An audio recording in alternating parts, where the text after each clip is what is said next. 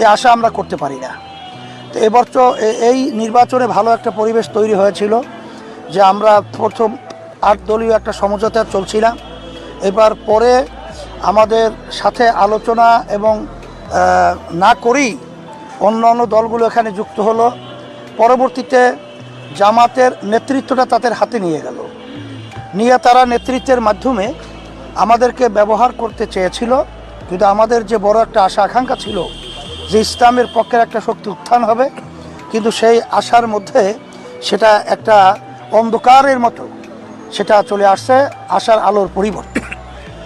এরপরে বাধ্য হয়ে আমরা যখন দেখেছি যারা তারা ইসলামী শরিয়া অর্থাৎ ইসলামকে তারা রাষ্ট্রীয় পর্যায়ে ক্ষমতায় নিতে চায় না, তখনই বাধ্য হয়ে আমরা ওখান থেকে সরে এসে আমরা যে কমিটমেন্ট করেছিলাম জাতির সামনে যে আমরা ইসলামের পক্ষে একটা বাক্স দিব, সেই বাক্সটা নিয়েই এর হেফাজতের জন্যই আমরা ইসলামের পক্ষে এখন হাত পাখা